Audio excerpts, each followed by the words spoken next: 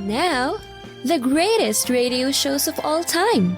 Suspense. The Shadow Node. Washington calling David Harding, Counter Spy. Classic radio theater. The Great Gildersleeve. Fibber McGee and Molly. Dragnet. Gunsmoke. The Lone Ranger. Now, step back into our time machine with your host, Wyatt Cox. Good evening, friends of the Inner Sanctum. A fun quiz show sponsored by Campbell's Soup this hour. Going back to August 30th, 1950, the quiz show Double or Nothing, a multi-layered show. And I think you'll figure most of it out as we go along here. Starring Walter O'Keefe, Double or Nothing. Here now is Double or Nothing. In Campbell's Man of the Half Hour, your paymaster of ceremony is Walter O'Keefe. Okay, O'Keefe.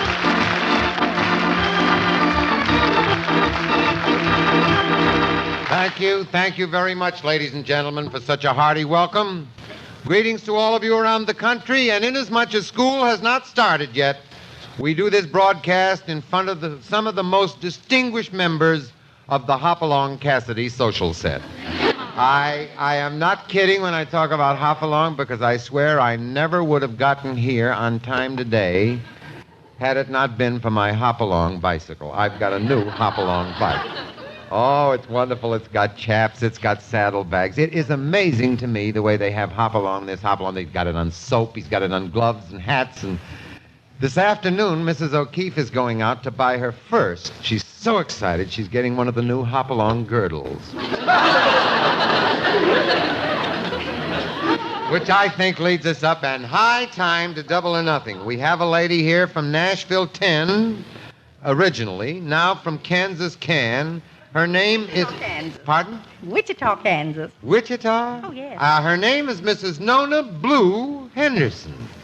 That is a unique name, Nona, that blue business. Yes. How did you get blue? Was it your aristocratic blood, or what is... One of my husbands. And I'm afraid... One of your husbands? Yes. Shall we keep score for the... Oh, it don't make a difference. Well, how many husbands did you have? Just 3. Just So far. So far. 3 so far. How old are you now, child? Only 63. Only 63. You know my friend Charlie Butterworth. Remember the famous comedian who died some years ago? Charlie had a theory about this multiple husband or wife thing. I remember a line of Charlie's that I used to love. He says, any man who gets married a second time doesn't deserve to lose his first wife. Now, Nona, let me ask you this. What is your job? Do you work on the Wichita Beacon? Yes, largest newspaper in the state of Kansas, and just growing all the time. I sell... Who is? The paper the or... paper. The and paper. The city, too. The city, too. And the city, too? Oh, yes. And what department are you in there? Special display advertising. Oh, for heaven's sake. You write display? Oh, yes. I used to write display advertising in the South Bend News-Times. Is that right? Yes, that was right after the Civil War. That's a long time. That's before my time. It's before your Yes. time. Well, now, what is your favorite type of advertising? I mean... Well, I have so much diversified. I write a lot of mortuary advertising, too. You were talking about Forest Lawn. And you write a lot of mortuary advertising? I was taking notes then of how I do when I got back home. Well, you know, I think the important thing, Nona, is, look, this is a good idea. I always think, because I did the same thing you're doing, it's easier to sell space to an advertiser if you have an idea. Oh, yes. You know, we with make a our cut own and a copy. ideas. Oh, I'll yes. give you one for your favorite undertaker. Okay. This came, I think, out of a Wisconsin paper. It says, why walk around half dead when we can bury you for $75? That's really wonderful. Why don't you go home and sell that ad in Wichita? I'll sure do it to the Broadway Park. That's a good one. Now, what are some of your enthusiasms? You're a very happy guy, and you've raised 5 sons, and you're a working woman now at 63. What are And some a of your... housekeeper. And a housekeeper, I like too? to do everything. Oh, yes. I'm a wonderful cook, and I like to fish, and I like to read. And the 6 months prior to coming here that I had been practically an invalid, I never missed a day getting on your program. And I sent in more questions that were grand, and you never did read them over there. And I could have just killed, and I bought so much pork and beans that I got overweight. That's your fault, too.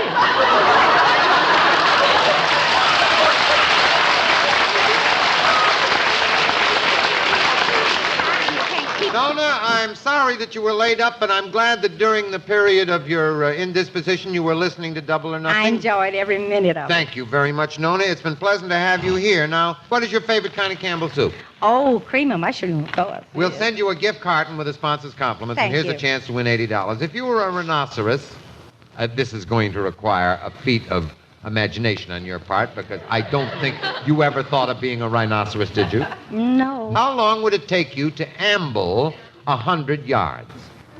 Well, how much does he weigh? You're a pixie. You were laid up for 6 months. You listen to this every day. Every and day. You know I can't answer questions like that, Nona. Well, I'd say maybe 10 minutes. 10 minutes. All right. Thank you, Nona. What category have you chosen?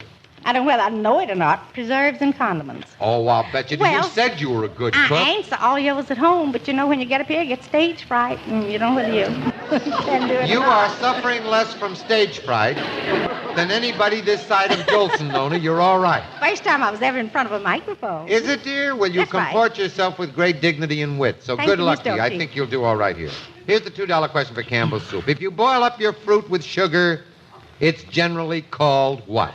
Preserves. Yeah, jam, that sort Jam, of thing. jelly. A traffic jam comes when only one driver is boiled. I mean, not Right. creative. Now, the $4 question for Campbell soup. If you boil your fruit and sugar and then strain it so that it's clear, what do you have? Well, you can take the juice and have jelly, and then... That's it. That's the point. You've made $4. See? You were right at home when you said if I could get up there, I could answer these, couldn't you? Yes. $6 question for Campbell. Chopped fruits, raisin, mangoes, and spices, blended in vinegar, is often served with curry dishes. This East Indian condiment is called what? I call it conserve. You call it what? Conserve? Conserve? Well, in Kansas, it's conserve. In London, it's chutney, but you're both winners. Now, the $10 question. If you get stuck again, just tell me what you call it in Kansas. $10 question for Campbell soups. A French preserve of red currants, sugar, and syrup starts with the letter B. I'll give you 3 hints here. Is it bonbon, or is it barley dew, or is it bientôt? I'd say barley dew. Barley dew. You're very...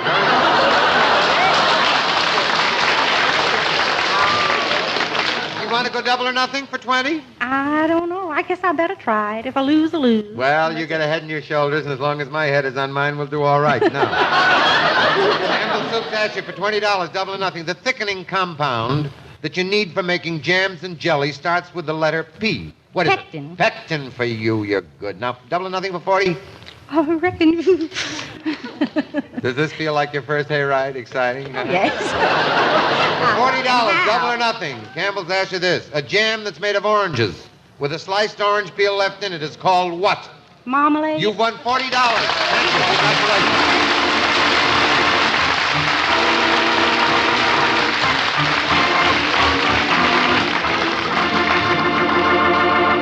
August 30th, 1950, Double or Nothing on Classic Radio Theater with Wyatt Cox. Veterinary telemedicine is booming.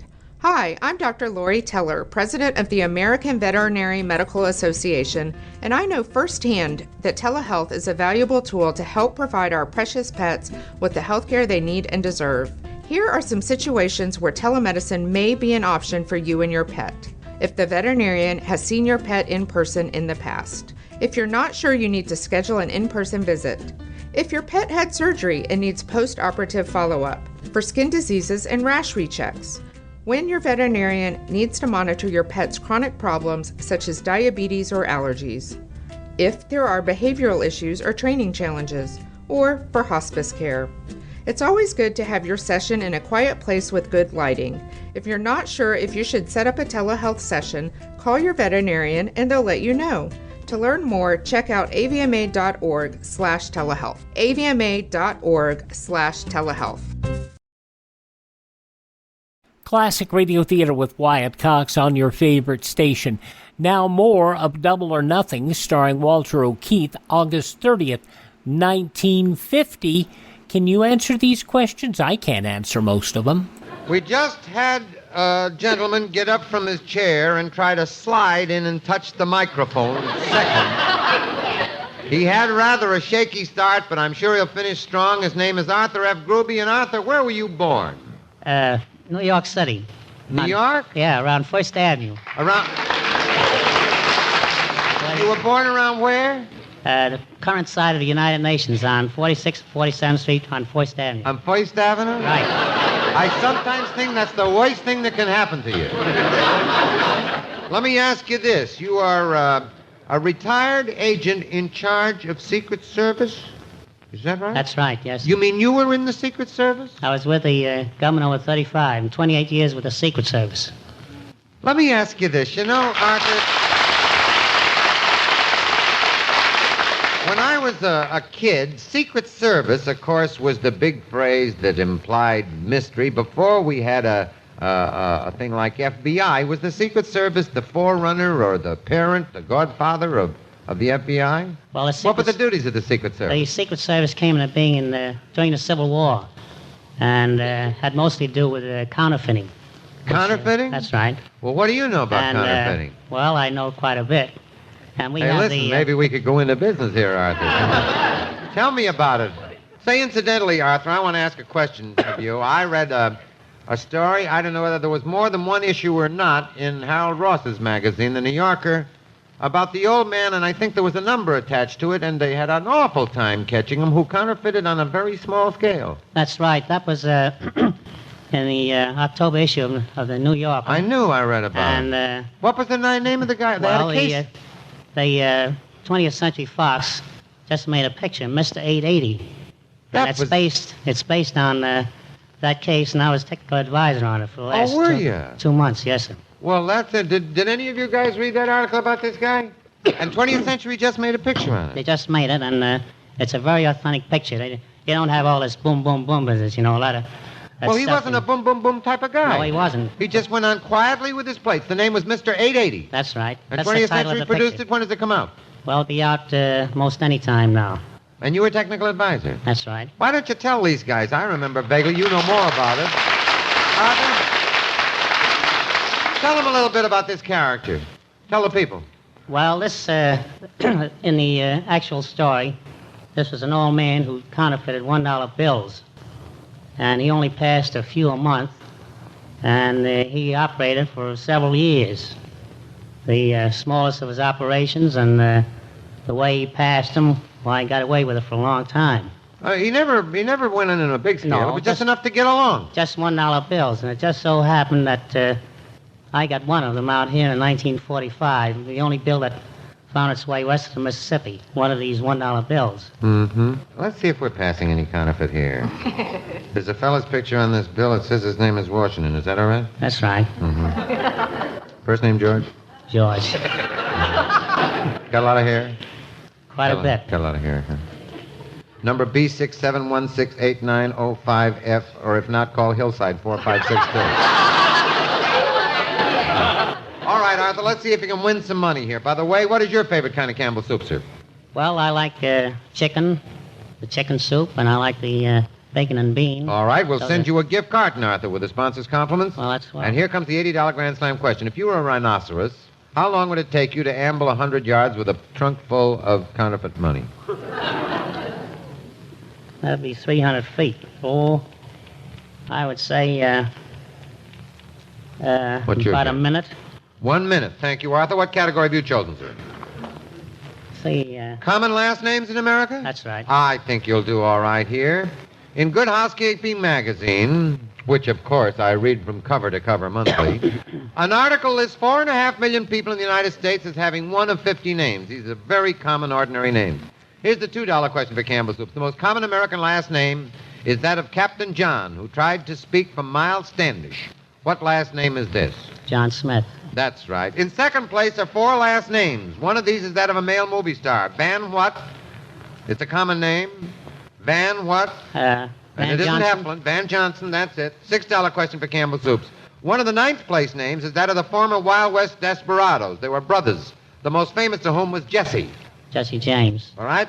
$10 question for Campbell Soups. In last place is the name of the all-time great Negro Olympic champion runner, Jesse what? Jesse Owens. Good boy. Now you've won $10. Do you want to go double or nothing? Absolutely. I wish we could slip you some counterfeit just to make it bigger. For $20, Campbell Soups wants to know this. One of the names tying for ninth place is Alice Faye's husband, Phil what? Phil Harris. That's right. Now, for $40, double or nothing, Campbell's wants the answer here. Formerly in second place, but now in sixth, are the people with the last name you're supposed to be trying to keep up with. Keep up with the who? Joneses. You've won $40. Congratulations and thank you.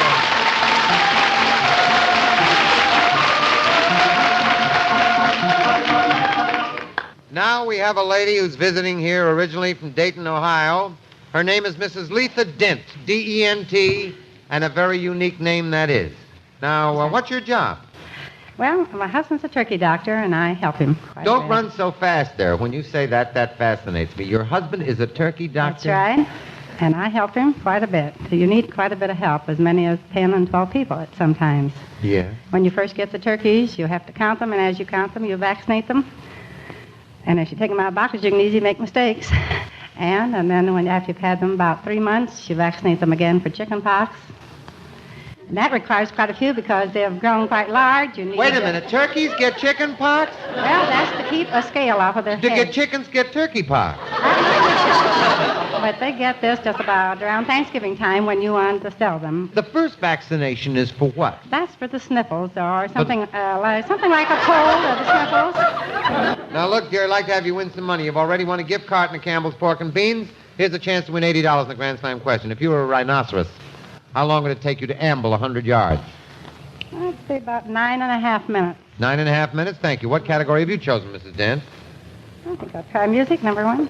That brings Irv Orton into play. There's a number in the title of every one of these songs. Mr. Orton, the Altadena prominent tournament official from Life magazine of a couple of weeks ago, that anonymous, sad-looking, unlisted man will now play you the $2 question for Campbell.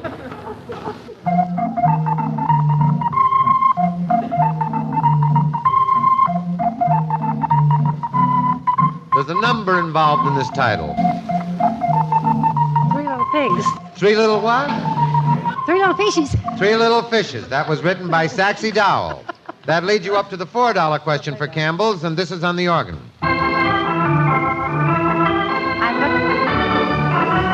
I'm looking over a 4-leaf clover. I'm looking over a 4-leaf clover. That's fine. Now the Campbell $6 question on the organ and piano. What is it? T for 2. T for 2. All right, that wins you $6, and you come to the Campbell $10 question on the organ.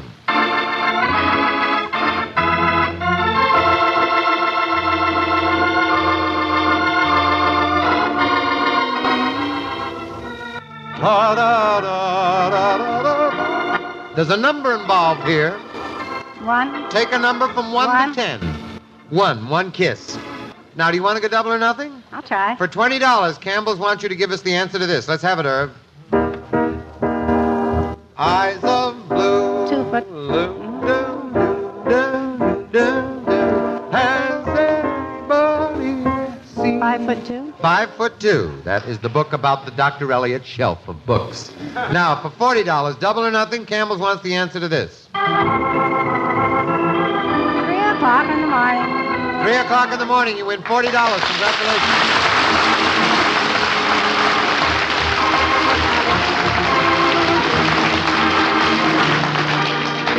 Well, for heaven's sakes, I find a fellow who originally comes from Meriden, Connecticut, and I'm from Hartford, and his name is Captain Mark S. Azolina, and he's been in the U.S. Air Force 9 years. Monsieur le Capitaine, enchanté. Hi, Walter.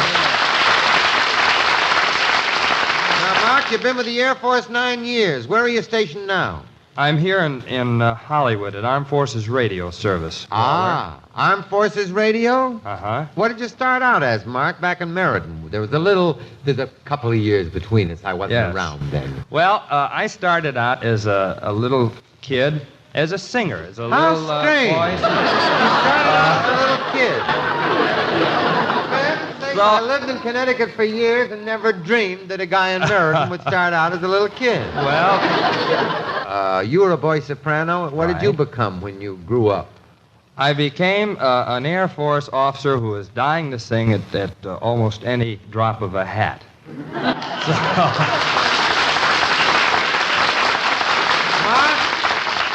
I haven't got my hat here, but Yeah, I haven't got my hat, but I'll drop my toupee if you will sing.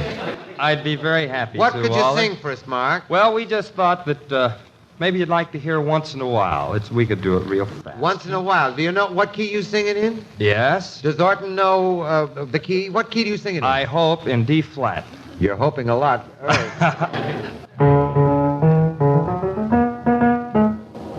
Once in a while, will you try to give one little thought to me? Though someone else may be near your heart. Oh, once in a while, will you dream of the moments I shared with you? Moments before we two drifted apart. In love's smoldering ember, one spark may remain. If one spark will remember, the spark may burn again. I know that I'll... August 30th, 1950, Double or Nothing on Classic Radio Theater with Wyatt Cox, the conclusion, along with another yours truly Johnny Dollar story next. You ever make a change and then think, why didn't I do this years ago? Well, that's how people feel about switching to Medishare for their health care, especially now with inflation the way it is. People are very happy with the savings. Most families save about $500 a month when they switch. It's a huge help when prices are going up so fast in so many other areas. And Medishare's customer satisfaction rate is double that of health insurance. It's just a different experience, and people really like that. Medishare is an alternative to health insurance. It's a community of Christians who share each other's healthcare bills, and it's been going strong for over 25 years. It really is the gold standard, the most trusted name in healthcare sharing.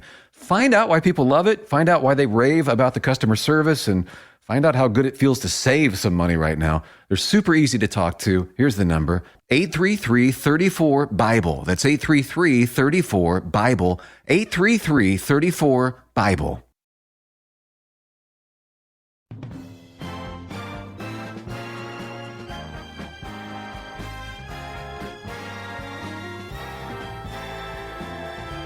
Now on Classic Radio Theater with Wyatt Cox, the conclusion of Double or Nothing, starring Walter O'Keefe, as it was originally broadcast August 30th, 1950. Any American boy of Italian extraction who can sing like that deserves to meet Ava Gardner.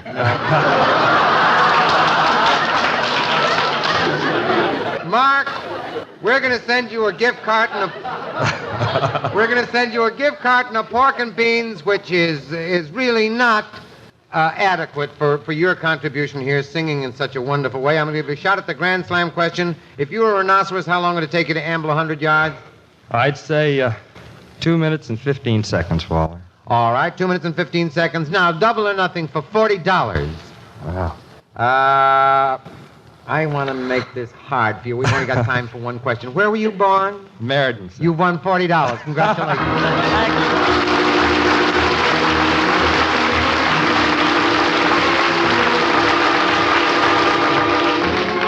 you. Today's Grand Slam question is going to knock you right over in your pagodas. Here is the question.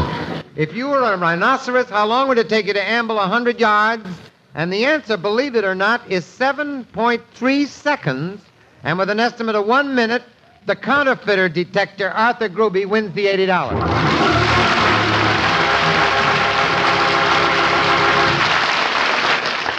Now, friends, our most exciting moment, the red and white sweepstakes. Today's cash prize from Campbell's amounts to $220.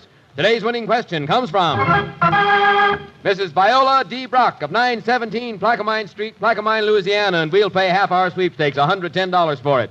The first contestant to come up with the correct answer wins the other half of our sweepstakes, or $110. If no one wins, the studio contestants' half the money will be added to tomorrow's red and white sweepstakes. Walter? You only have 30 seconds for Mrs. Brock's question from Plaquemine Mouth. Now, what country What country is more than 25 times as long as its average width? Campbell's bring you the red and white sweepstakes. Campbell's paying off again. Take a try at the red and white sweepstakes. Think about it, think about it. Yes, we do have a winner today. The answer is Chile. The winner is a scholar and a gentleman, a student of history. What is his name, Lou? He is also a student of phony money, Walter Arthur F. Groove.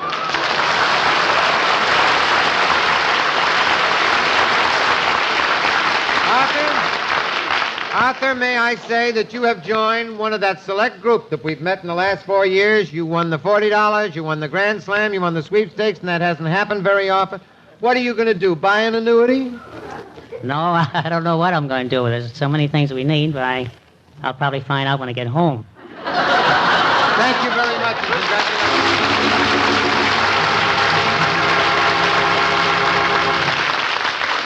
Every day on Double or Nothing, you listeners have a chance to win half the sweepstakes money by sending in the winning sweepstakes question. Here's all you do. Think up a question on any subject.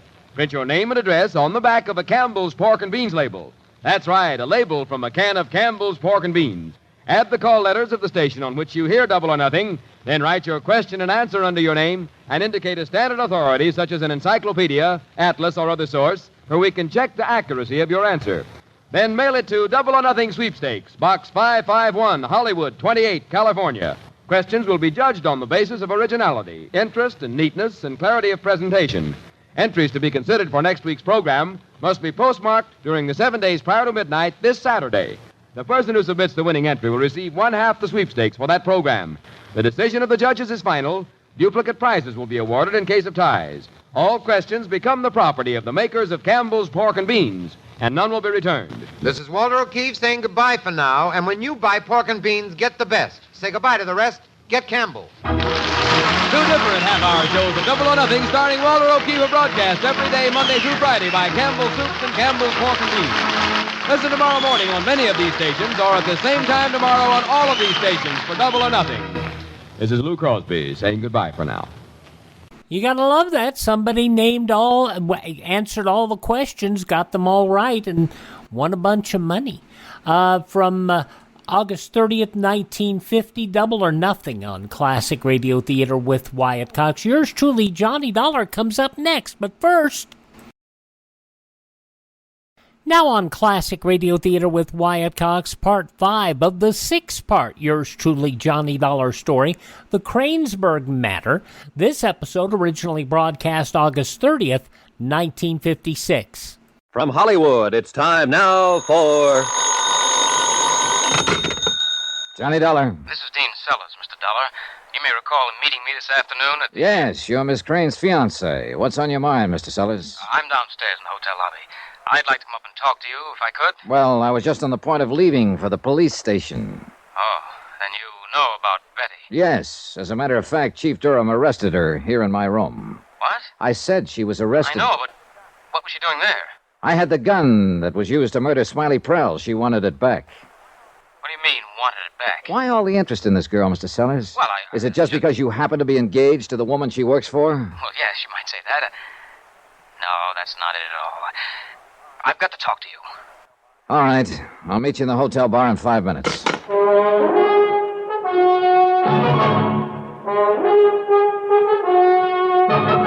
Tonight, and every weekday night, Bob Bailey in the transcribed adventures of the man with the action-packed expense account, America's fabulous freelance insurance investigator. Yours truly, Johnny Dollar.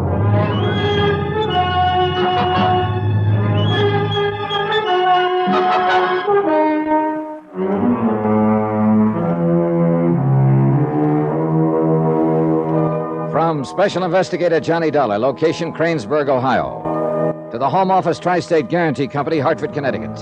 Assignment, The Cranesburg Matter. Expense account continued.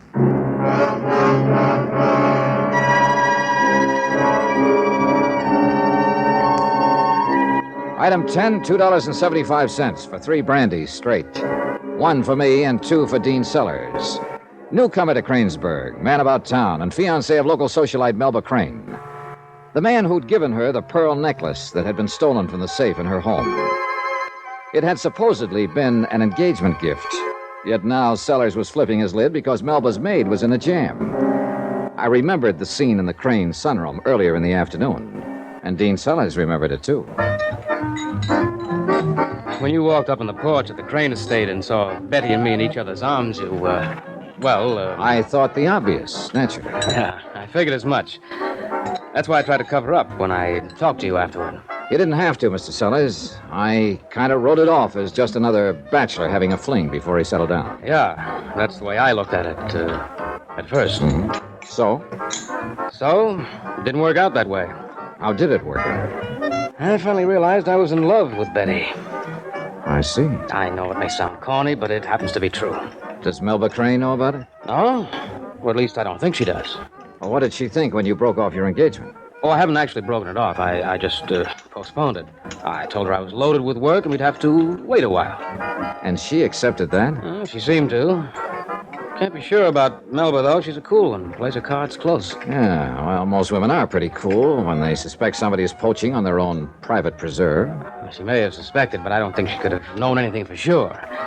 Betty and I haven't always been as careless as we were this afternoon. Well, what about the pearls? Were you intending to ask Melba to give them back? I didn't really know what to do, Mr. Dollar. $20,000 is a lot of money. On the other hand, I gave them to her as an engagement gift. It seemed kind of rough to ask for them back after breaking the engagement on her. Do you think she'd have returned them if you had asked her?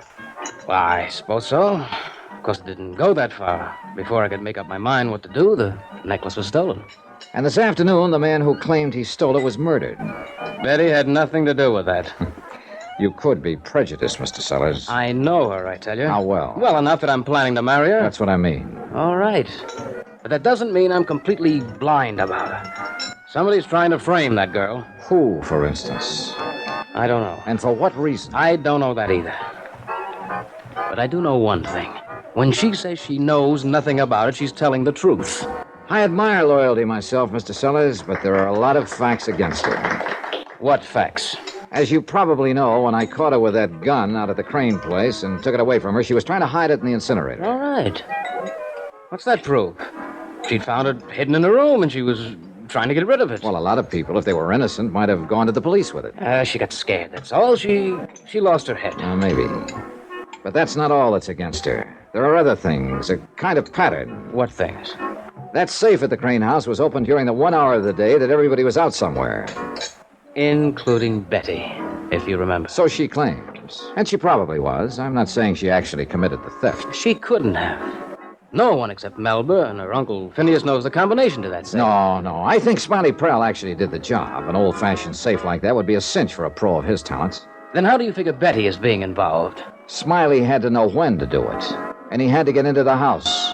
There were no locks forced, so he must have had a key. So, of course, the maid must have helped him. Not necessarily, but it sure does add up. And then Smiley Prell was murdered, shot. Are you claiming she did that too? She was in possession of the gun that killed him. She was caught trying to get rid of it. But why? Why would she kill him if they were in on it together? Well, as you mentioned a couple of minutes ago, $20,000 is a lot of money.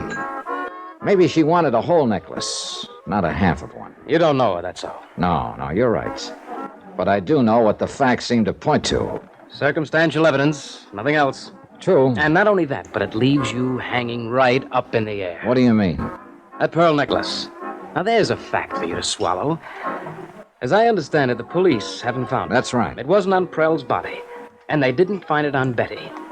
If she killed him to get it, where is it? I don't know. Well, if she's arraigned for this, the prosecuting attorney had better know. Because without it, he won't even have a case. I'm quite aware of that, Mr. Sellers.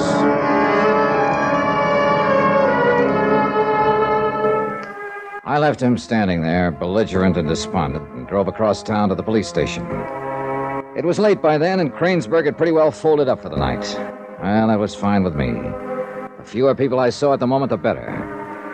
I felt about as low as Sellers did, because I was starting to get a hunch that this one might turn out messy, that no matter how it might end, some average, decent people were bound to get hurt.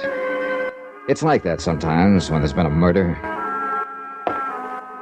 Chief of Police Durham looked like he was expecting me. Sit down, Mr. Dollar. Thanks, Chief. You, planning to spend the night here? Nope, I'm about to give up. Going home in a few minutes.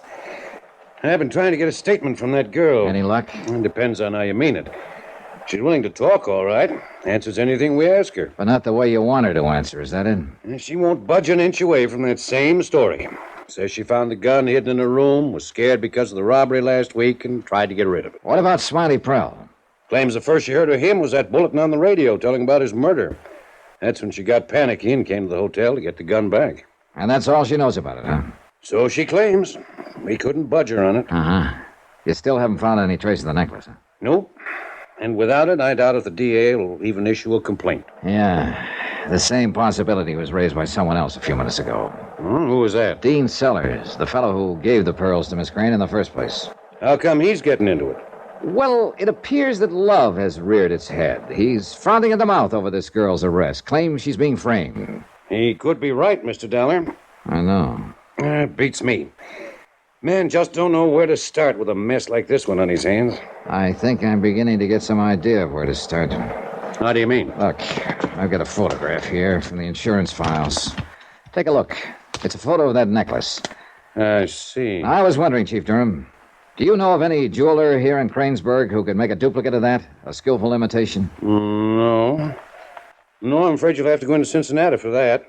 Be the closest place, at least. No, I don't want a duplicate made. I want to know whether somebody did go into Cincinnati for that purpose some 4 or 5 months ago. Well, might take a while to find out. How much of a while?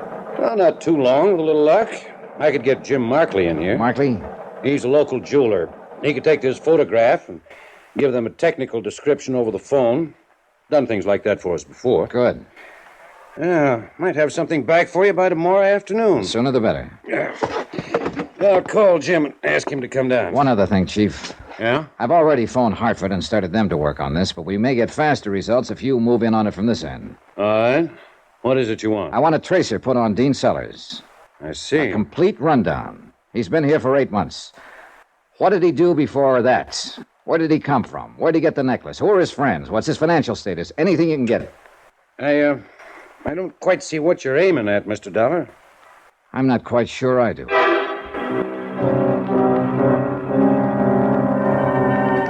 It was after midnight, and there was nothing more I could do until the next day except drive back to my hotel and sack in for the night.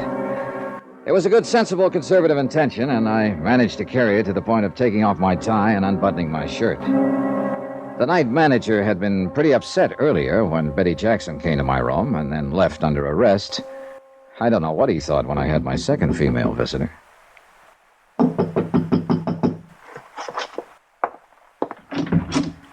Well, good evening, Miss Crane. Could I have a word with you, Mr. Dollar? Sure, why not? Come on in. Thank you. I guess it's a little indiscreet of me to come here like this. Oh? Why so? Well, after all, this is Cranesburg, and when one has to maintain a sort of position in town, well, I'm sure you understand. Oh, perfectly. How about a drink? What? Drink. Drink. I even happen to have 2 clean glasses. I'm afraid you have the wrong impression, Mr. Dollar. Why so? It's good cognac. The best, in fact. Won't do a bit of harm to your position. Make it a double, if you will. Check. May I ask you what has happened to cause you to throw discretion to the winds in this mad fashion, Miss Crane? I felt there was something I ought to make clear to you concerning Dean, my fiancé. I see. Here you go. Thank you. I believe you talked to him this evening, didn't you? Briefly, yes. Then you know, of course, that he's taking up for this girl, trying to defend what she did. He did seem to have something like that in mind. I also think you may have observed a little tableau in the sunroom when you came to the house this afternoon. Oh, now look, Miss Please. Crane. I'm quite aware of the situation. I've observed a few of those scenes myself. I'm not a complete fool, you know. Why are you telling me all this?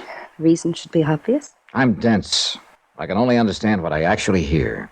What I mean is, it should be rather apparent that any alibi Dean might supply in a noble attempt to save this poor innocent girl should not be given too much credence. Because he might be prejudiced in her favor? Is there any doubt of it? Your glass is empty. Like another one? Oh, I don't believe I should. Thanks. Aren't you a little prejudiced, Miss Crane, against the girl? Very likely, under the circumstances. Am I to take it, then, that you're on her side, too? I am on the side of the Tri-State Guarantee Company, and if you remember, they're out $20,000 on a necklace that was stolen. I'm here to get it back, that's all. I think I'd better go. I shouldn't have come here at all. Whatever you think.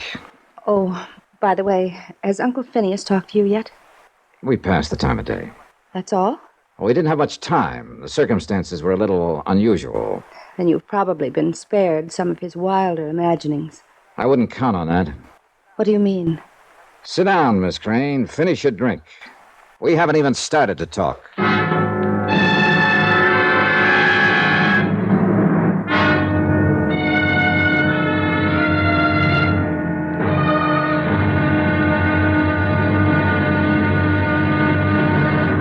Now, here's our star to tell you about the final episode of this week's story. Tomorrow, a bomb drops. The timid run for cover. And all is not as it seems.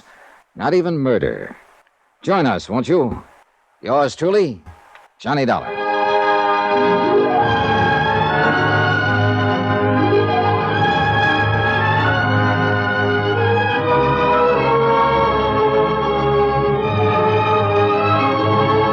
Yours truly, Johnny Dollar, starring Bob Bailey, is transcribed in Hollywood. Written by Les Crutchfield, it is produced and directed by Jack Johnstone. Be sure to join us tomorrow night, same time and station, for the next exciting episode of Yours truly, Johnny Dollar. Roy Rowan speaking.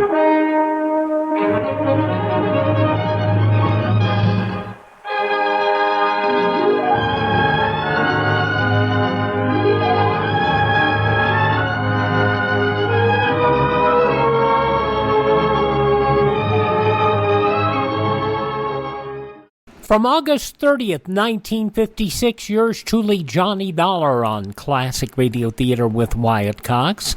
We thank you for making us a part of your day. Would you thank this radio station and support their advertisers? It is their kindness and courtesy that allows us to be with you each and every time we roll around here on your favorite station. Now, if you miss a day here on your favorite station, you do not have to miss a single episode of Classic Radio Theater with Wyatt Cox. Of course, we'd prefer you hear it right here on this station. But if you miss it, you can catch up by going to my webpage, classicradio.stream. There you can stream our episodes on demand. You can also find a list of podcast sites and podcast applications that you can download to your phone, or you can go to on your computer and download the shows for posterity. You can also learn more about building a classic radio collection of your own. You can find our social media links. You can contact me directly. And if you like what we do, you can help us acquire more great radio shows by using the Buy Me a Coffee function. Because of that, we have purchased episodes of Captain Midnight and, Casey Crime Photographer.